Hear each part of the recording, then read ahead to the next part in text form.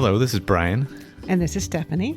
Welcome to the making and the remaking of a codependent mind. We're going to spend some time talking about entitlement in this episode. And this is another word for me that sort of didn't compute, really. It's a word that really wasn't in my vocabulary.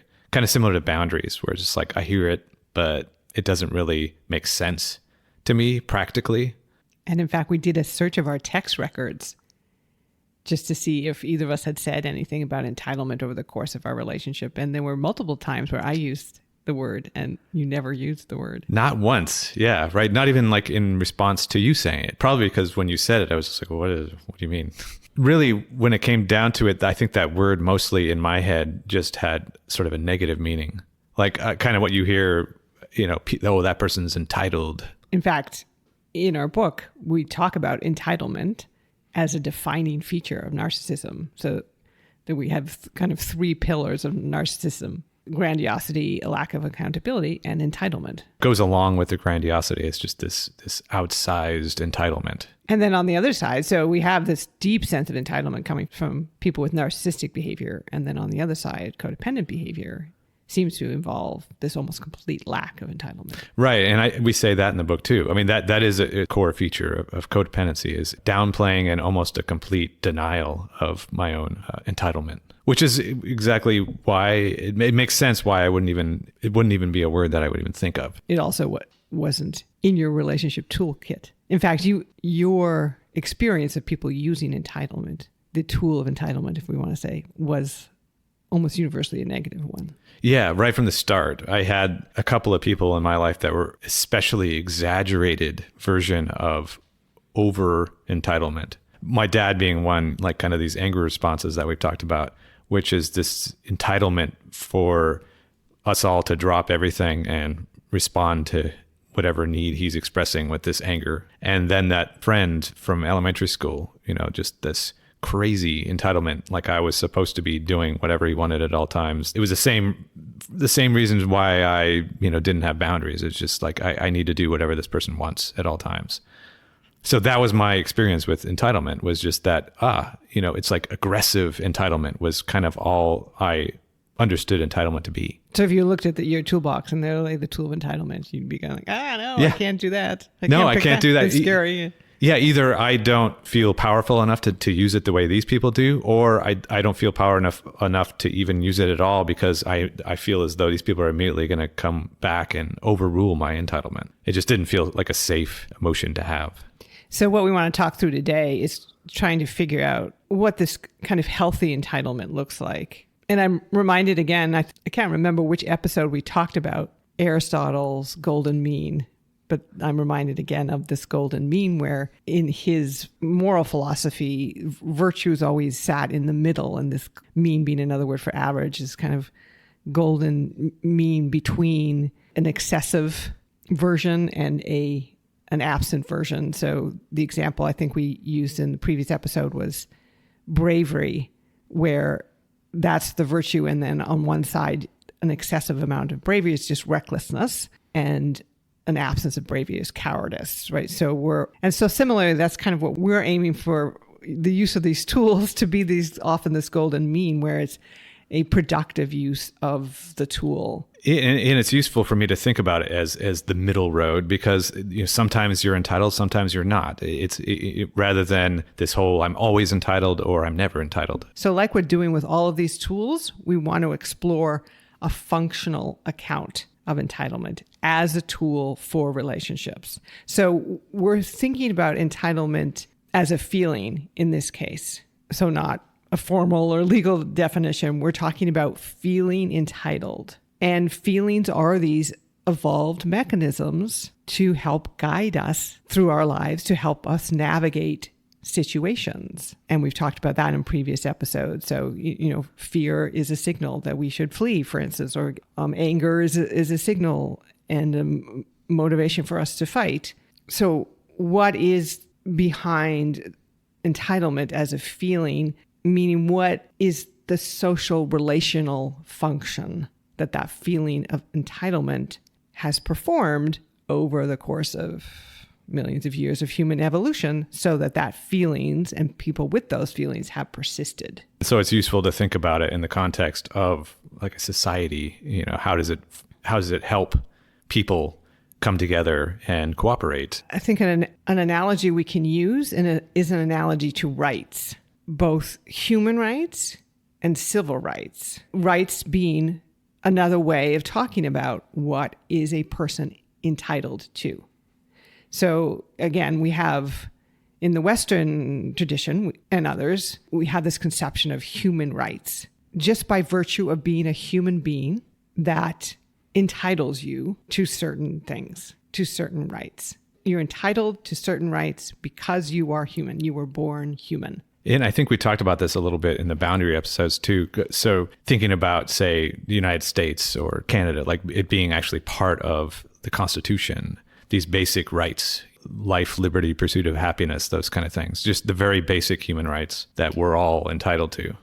You mentioned United States and Canada, right? So those are newer countries, right? So at some point, new Americans and new Canadians needed to come together and decide what were the basic human rights in which they were going to structure their society around. You mentioned life, liberty, and happiness. There's others as well. And then, yes, they actually encoded those rights into the Bill of Rights in the United States, the Charter of Rights and Freedoms in Canada. But even if it's not encoded, you will find really almost every culture and community has a sense of what basic rights are due to a human being. And then you have civil rights on top of those. So you're going to have a specific civil society, could be a country, for instance, that's the standard nowadays. And individual countries will articulate what rights people who are part of that civil society have. Yeah, so one of them being like, say, a right to vote or something like that. And that's going to depend on with the way that country is set up. Obviously, the right to vote isn't a human right because you can be human without there being a democracy or there being a need to vote. But many societies have made that a civil right of the people who participate and belong to that civil society. And the idea being that we're going to have a stronger country, a stronger community, if we all agree on these rights and we all agree on what we are entitled to and what we are not entitled to. Right. So now to bring it back into the relationship context, these entitlements will help us build a stronger relationship. To reiterate again, we have these 3 types of relationship work that we think needs to happen in order to build and maintain a lasting relationship: understanding yourself and each other, feeling connected, and then this third one, strengthening your partnership. And that's the one we think the feeling of entitlement is going to do some heavy lifting in. The feeling of entitlement, both people within the relationship feeling entitled, will lead to a feeling, this sort of feeling of being on a team, and that we're equally valued. We value each other, we value ourselves, and that we have respect for one another. The feelings of entitlement will help produce those effects, but only if it's used well and productively. Yes, productively for sure. And again, you can think of it, say, the feelings of anger, which is another feeling that you struggled with, both allowing yourself to feel, thinking it's a scary emotion, thinking it's a negative emotion, but anger can have productive effects and it can have destructive effects. And so, again, we're talking through the ways in which the feeling of entitlements can be productive and can be used to strengthen your partnership. And to use it productively, we do need to have some shared sense of, if we're feeling entitled, what are we feeling entitled to? So I think that we can and should assume that we are all entitled to these kind of basic human rights, and to refer back to our boundaries episode, this acknowledgement that we are all separate, autonomous individuals, and there are entitlements that flow from that autonomy and that separateness. Right. And so once again, that's where I got tripped up, because I'm not thinking in terms of I'm a separate individual. I'm going into a relationship and I'm going straight to enmeshment. And it's just, what does this person want? Anything I do is flowing from that, as opposed to what am I as a separate autonomous individual entitled to? For instance, being entitled to just my own thoughts and my own beliefs, my body, my time, like the fruits of my labor. So those are all things that we talked about in the boundaries episode as being part of this sovereign self, that you have sovereignty over yourself. And what flows from that, as you're saying, is entitlements. Entitlement to your own body, entitlement to your time, entitlement to the product of your labor, which means that no one else is entitled to those things. Mm-hmm. Yeah, so that's a starting point. Yes, you can share them with other people for sure, but you have sovereignty over them and you are entitled. You are the only one that are entitled to those things. But then when you move, say, beyond the basics, kind of beyond basic human rights, and again, thinking about this analogy with a society, say you may decide you want to move to a different community, to a different country. You would expect that that country would be respecting your basic human rights, for sure, I would think. Why would you freely make a choice to move to a country that didn't respect your basic human rights? But beyond that, there may be room for negotiation, say, or room for additional discussion, because some civil societies are going to offer certain rights and some civil societies are not going to offer certain rights, and some will be important to you and you feel will have a basis in your own values, and some will be operating against your values. So similarly, again, when you come together as a relationship, some of these entitlements may need to be talked through and agreed upon. I can think, for instance, of one example, say the person who gives birth to the children of the relationship and does the lion's share of the care of those children when they're infants. Maybe they are entitled to more of a say about how that child is taken care of. Yeah, and similar to that, maybe one person, we go into the relationship and one person earns more money or earns, say, all the money. And that part, one of the negotiations will be that person that brings in the money has a little bit more of a say of how that is structured, the financial arrangement is structured. It's important to understand and discuss and agree on where this entitlement flows from. We come into the relationship with this basic understanding that there are entitlements that flow from just both of us being human beings, separate, autonomous human beings that need to be respected. But then entitlements within the relationship may be a product of conditions in that relationship that could also shift. So what is the basis of this entitlement? What is it flowing from? Again, I'll bring in a job example because it's a little more clear.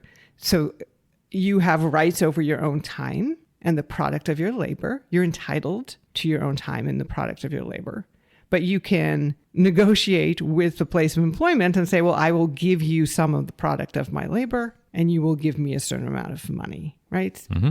It can be similar negotiations within a relationship. So my entitlement to the product of my labor comes from me being a human being, but it could be that your entitlement to part of that is because of this agreement that we have. Yeah, you talking about product of labor makes me think about my experience in my previous relationship with narcissists, to where the product of my labor, I was not entitled basically to that. They were entitled to the product of my labor and my time and my body. And it was just from the outset. When you talk about entitlements flowing, where are they flowing from? They were flowing in those relationships from a disordered place where one person was entitled to everything and the other person wasn't. Flowing from their grandiosity. Simply by being who they were entitled to anything they wanted or needed or desired, including, yes, the fruits of your labor. Mm-hmm, mm-hmm. And there's no discussion in that. It's just it's a given and it's enforced. And again, often you find with people with codependent behaviors, the opposite is true, that for some reason, simply because of who they are not entitled. The exact opposite, which is why it's such a toxic dynamic. We've talked about those two behavioral strategies, maladaptive behavioral strategies emerging from similar places in childhood where you were made to feel that you were not entitled to your own time, to your own thoughts, to your own emotions. And then the codependent response, taking that on as shame and, okay, it must be wrong and defective. And the narcissistic response being like, no, I'm entitled to it all. Mm-hmm. I'm going to make myself as large and as powerful as possible and demand anything. Some people are going to go, no, screw you, and fine, I will just ignore those people. And some people they'll come across people like me where it's a perfect arrangement. Like, yes. Because beyond the basics, the basic entitlements that flow from being human beings, what we feel entitled to and what we feel others are entitled to is an expression of value. What do you value? What is valuable in a society or in a relationship?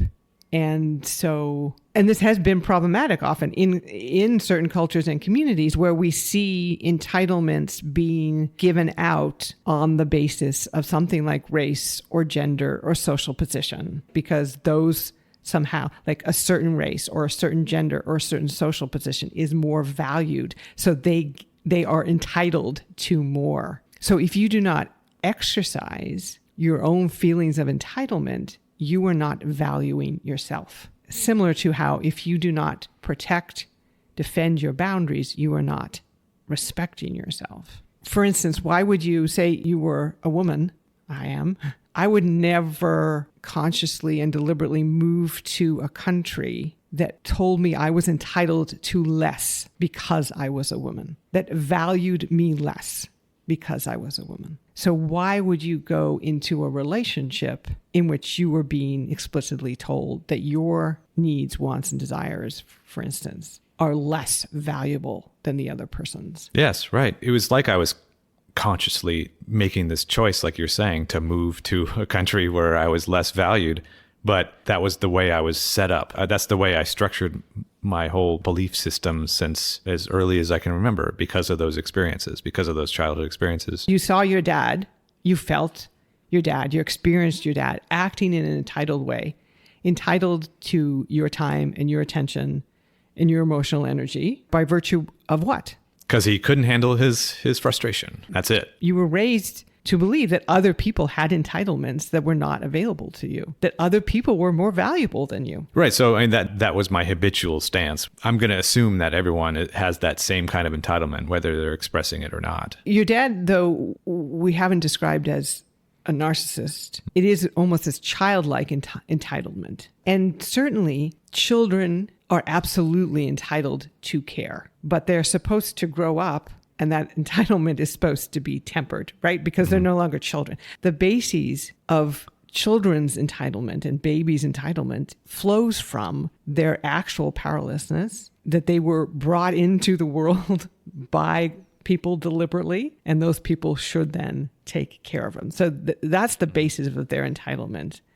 But when you're an adult, that entitlement does not exist. Yeah. But people like your dad, people like your narcissistic friends and partners maintained that childlike entitlement. If we all stay like that, then we're all just a bunch of children like trying to out entitle each other. Which sometimes it feels that's the case. Yeah, right. So what we're trying to do here again is think about, where does the entitlement come from? What's the basis that it rests upon? And they have to emerge from a situation that makes sense. So being human means you are entitled to certain things. Your freedom, your body being respected, your freedom to move about the world. It doesn't mean, though, that you're entitled to a BMW. Oh, right. And that's the kind of entitlement that would flow from emotionally immature people, narcissists being an extreme example. I mean, that was literally the case for you. R wanted a BMW, and because she wanted it, she was entitled to it. Mm-hmm. Whether we had the money for it or not, which we didn't. Again, we need to understand and discuss and agree upon what are the bases for entitlements within the relationship.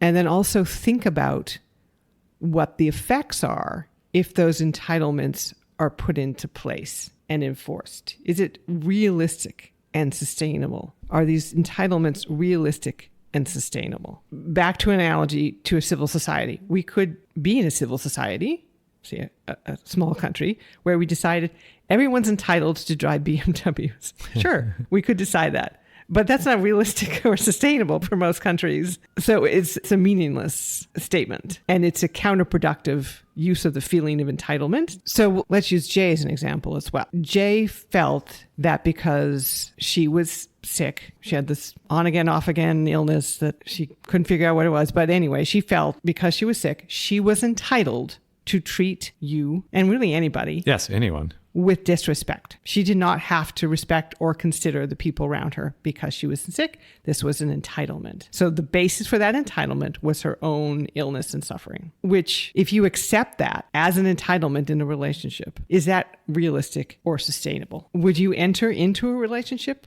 willingly with someone who said off the top, if I ever get sick and I get to decide what that looks like, how sick I am, then I am entitled to disrespect you, to disrespect the people around you, to actually treat you abusively, to not do any work, to have you completely 100% take care of me?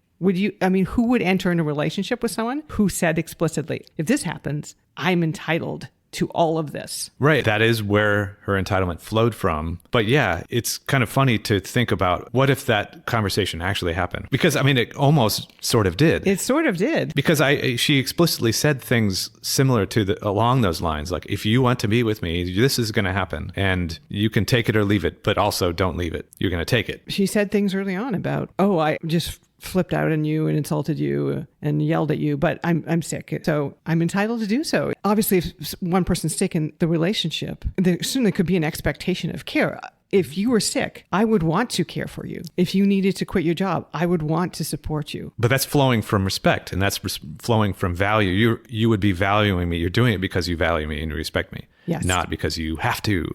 Well, and not because you feel entitled to it. Yes. It exactly. would be my choice that I'm giving to you out of love and care, not responding to entitlement. In fact, if you acted entitled in that situation, I would be less inclined to offer you that care because you would not be respecting me as an autonomous human being. And one way I could do that is just to take it for granted, right? And just kind of continue to write it out. Maybe I'm not sick anymore, but I just continue to be dependent on you because I just got used to it and didn't acknowledge it at all. I would not, and I don't think anyone should, get in a relationship in which is pretty clear from early on that your boundaries are not being respected, meaning the other person does not see and respect you as a separate, autonomous person with their own thoughts and feelings, with their own body, with their own time. And I would also not want to get into a relationship where there's these layers of entitlement that person is bringing that puts value on themselves over me. When I go into relationships, I want to be both prepared to protect my own boundaries and also tap into my sense of entitlement, because that will actually help you negotiate a stronger partnership that may last. Yeah. And I think similar to the flip side of you not wanting to get in a relationship with someone that doesn't respect your boundaries is to also not want to get in a relationship with somebody that doesn't respect their own. Where's this going to go? How do you know that they're being genuine at all about what they really want or need, or that they have any sort of sense of entitlement? How is this going to wind up being a mutually valued experience and a strong partnership if one person just is like, whatever you want? Yes, I want you to have a sense of entitlement as well, because I want you to be capable of valuing yourself and holding me accountable, just like I want you to be able to protect your boundaries. Otherwise, I'm having to do all that work. Yeah, and it may seem like the easy path to just give that over to the other person and just take the powerless approach. That felt like the easiest pathway for you for stabilizing these relationships. But actually, it's a pathway, as you found, to resentment, to actually a pretty fragile relationship. And to feeling stuck. That's also a pathway to dependency, because then you are depending on the other person to decide what you are entitled to. Yeah, it's right. Are you entitled to be happy? Only if the other person thinks you are. Are you entitled to go out with your friends? Only if the other person thinks you are. And if you can get lucky and maybe the other person's not a narcissist and bestows upon you some of these entitlements and rights, but you shouldn't go looking to other people for your rights and entitlements. Those emerge again from yourself as a sovereign person, and then also from the conditions and the situations that you enter into, because they are a reflection of your value system. So this really, for me, builds on boundaries, because it's giving me a motivating force to go along with the idea of boundaries. And it's something that I've really had to work on to allow myself to recognize and feel. I think it's very challenging for people with codependent habits. So maybe they can get to the place where they can protect their boundaries. For instance, if someone wants them to help them move and they don't have time, to be able to say, no, I don't have time. So protect their times.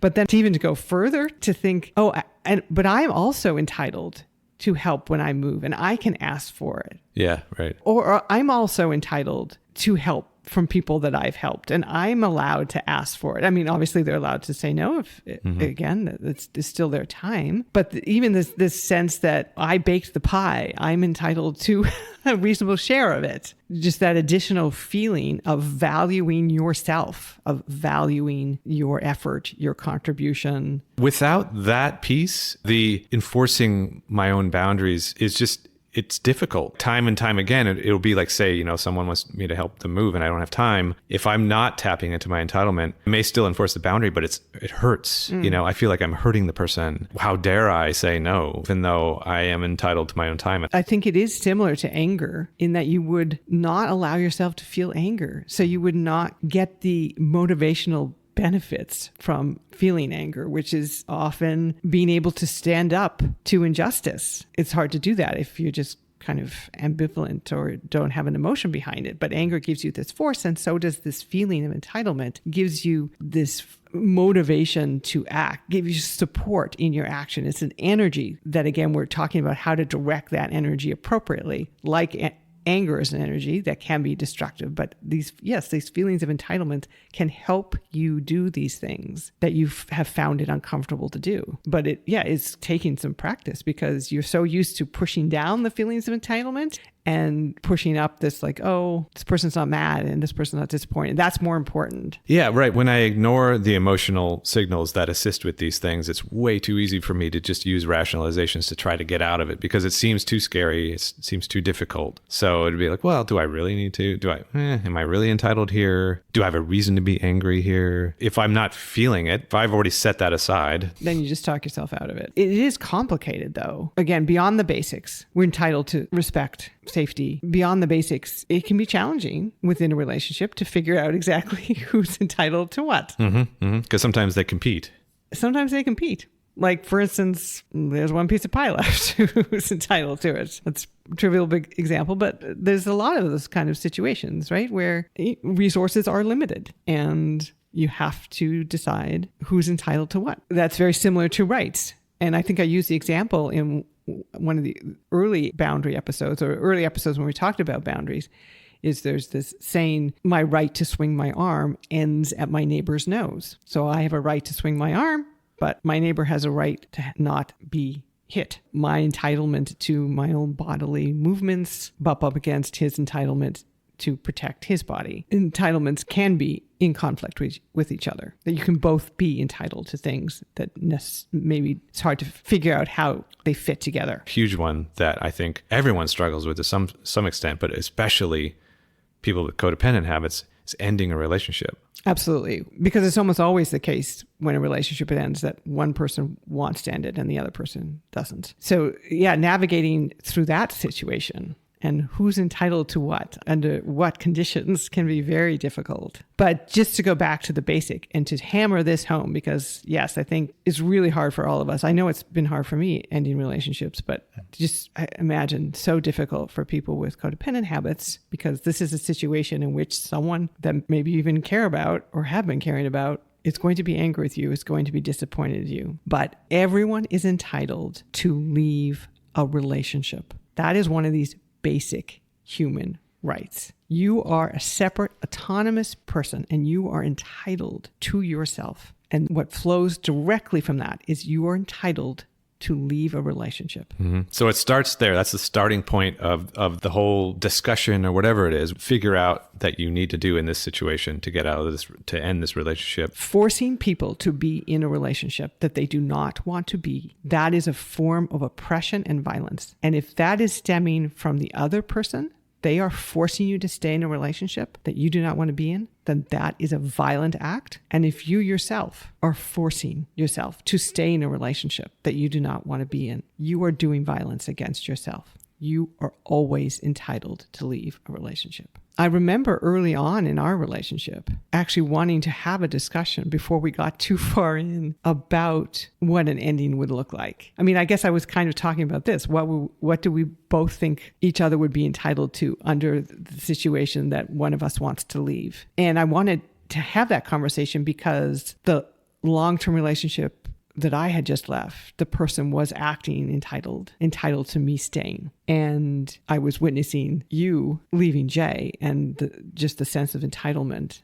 that she was displaying. Yeah, I remember this conversation. And I think this is probably one of the times when we look back at our texts where the word entitlement was coming up on your end and not at all on my end. Because I remember just not feeling entitled at all, just feeling terrified. Jay already in the entire relationship felt extremely entitled. So that carried, of course, all the way through to when I tried to end the relationship. And it's like, well, then I'm entitled to some kind of compensation because I didn't want this to end. I mean, obviously, of course, you didn't want it to end because I was providing everything. And we talked about shame and blame as two strategies for processing strong emotions. With the entitlement, it was only blame. So you were to blame because you were doing something she didn't want to happen. And you played the shame part. Yes. Yeah. Right. You took on some shame. You were somehow ashamed of leaving, that this was a shameful act.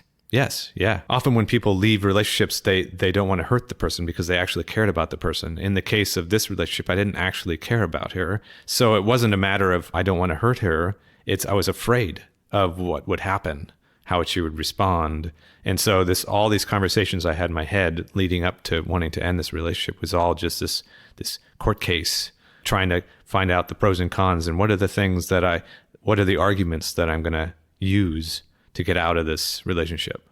But it wasn't just directed at her. It was directed at yourself as well, because you must have felt some level that this was wrong, like you were doing wrong, and you had to not just justify it to her, but you had to justify it to yourself. It was beyond, it's just like, I don't love her and I don't want to be with her. Like that wasn't enough. Like you were not entitled just to not be with someone. Yeah, I didn't even get to that. Yeah, right. None of these things that I was doing involved that at all. It wasn't even a matter of do I want to be in this relationship. The want part or what I'm entitled to was not part of my thought process. But it is funny, as you say, that Jay made repeated statements about how she didn't want it to end, so she was owed something. And it makes me think of back to the employment analogy.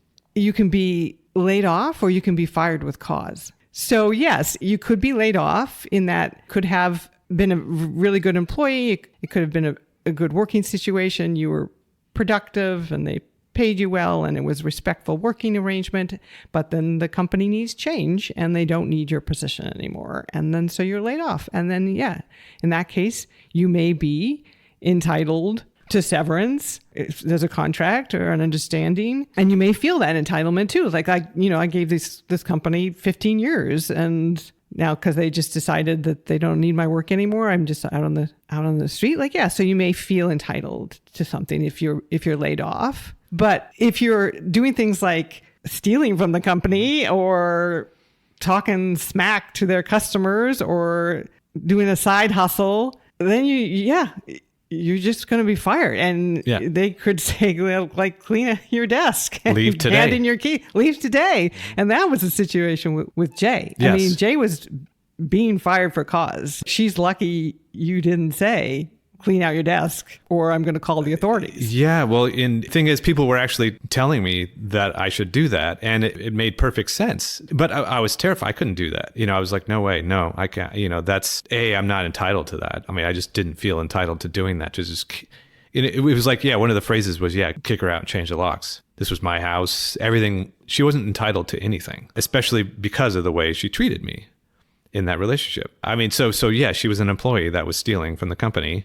And so really the only self-respected way that I could have ended that was to actually do that, was to kick her out and change the locks. Yeah, but instead it was almost as if, again, you had an employee stealing from the company or talking bad about the company. You're like, okay, well, we're going to let you go, but you can hang around for the next 2-3 months. Yeah, right. Yeah. We'll wait for you to find another job and, just keep going about your business, whatever you were doing, just keep doing it. Yeah. Including if you're siphoning off the top, we'll look the other way for the next 3 months.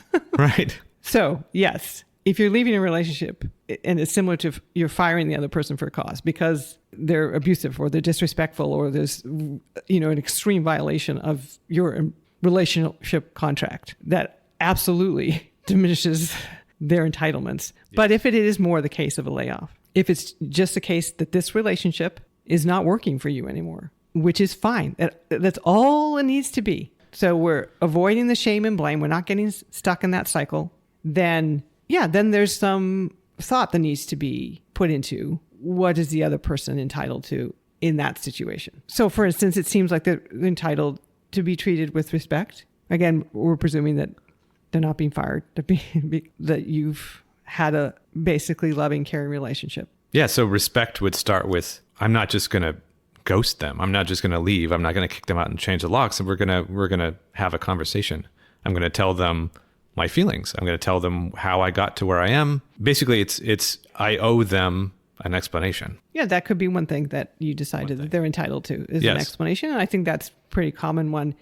I would, though, recommend people who've had difficulties with codependent behavior to maybe have that conversation about what the other person is entitled to with a trusted ally, because that's obviously a place that people with codependent habits have been tripped up and thinking that the other person is entitled to everything and they're entitled to nothing. So even if the other person isn't abusive, they're not going to be in a good headspace. So you don't necessarily want to go to them at that point and say, okay, what do you think you're entitled to here? Right. I mean, that's the basis of a prenup. Yeah. I mean, we're talking a kind of emotional or moral entitlements, but there could be, for sure, obviously legal entitlements that you're going to need to be aware of. And people do prenups so that they end the relationship legally and presumably financially in a way that they feel is respectful and gives both parties what they're entitled to.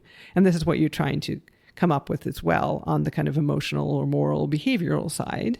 But again, it's really hard to have those discussions respectfully at the end of a relationship. And especially if you're a person who is inclined to take on shame and take on the blame for something, even if it's not appropriate. So having an ally maybe to think through, like, yeah, what is that person entitled to remind you that you are entitled to leave. I mean, that's what I needed help with when I left a relationship. That was valuable to me, to be reminded that I'm entitled to be happy, that I'm entitled to leave a relationship because I'm not happy, but also to talk through, okay, well, how do I want to do that? Like, how do I want to leave that relationship? What is that person, my soon-to-be former partner, entitled to? And what is the basis of that entitlement? So like we're saying, there could be a legal basis to that entitlement. Yep, right. That makes it a little more clear, but there could be a moral or emotional basis to that entitlement. Yeah. So even with the kick out and change locks, there may unfortunately still be legal entitlements. There could have been legal, for sure. There could have been legal entitlements. Yeah. You want to understand, what is the basis of that entitlement? Is it because they're just a good human being? Is it because it's a legal basis? Is it because of the nature of and the length of your relationship, the contribution you both make? And so think about the basis. Where does that entitlement flow? Which again, was so ridiculous to get any kind of entitlement, as you said, from Jay at the end of your relationship, because she gave nothing to that relationship, right? Like she made no financial contribution. She made no domestic contribution. Like she cheated on you. She manipulated you. The idea that something in there would entitle her to more is ridiculous. But there could have, obviously, in most relationships, there's probably behaviors during the relationship, during the partnership, that entitle that person to something from you. It could just be a conversation, as you're saying. So what is the basis? Where does that entitlement flow? And what will be the effect of treating it as an entitlement? So maybe there's no legal entitlement to give your former partner money for some length of time, but maybe there was an understanding between the two of you that if he or she gave up their job and moved to another city to support your career,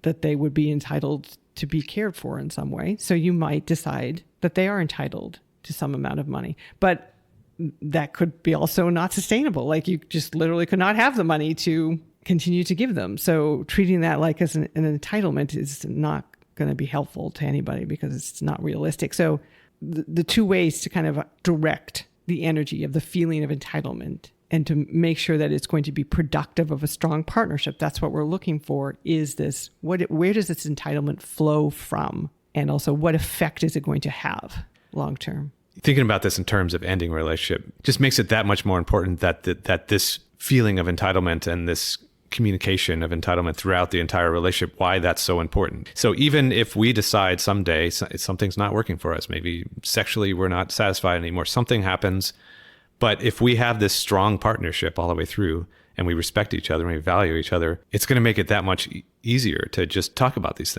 kind of things. Even ending a relationship. Right. It could be ending or it could be changing. Changing. Right? So you mentioned the sexual relationship. I mean, there's lots of components of a relationship that can change quite dramatically over the course of years.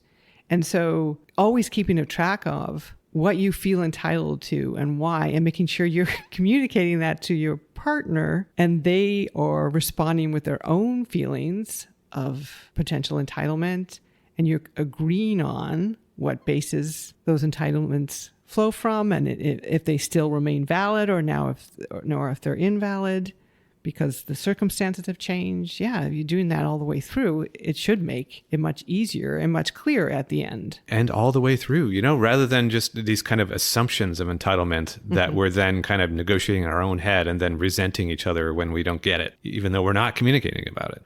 And we are talking about the end of the relationship, even though we're saying that the tool of entitlement can be used to strengthen a relationship. Obviously, if relationships end, that's not particularly strong, except for there has to be an entitlement to end the relationship in order for there to be a strong partnership.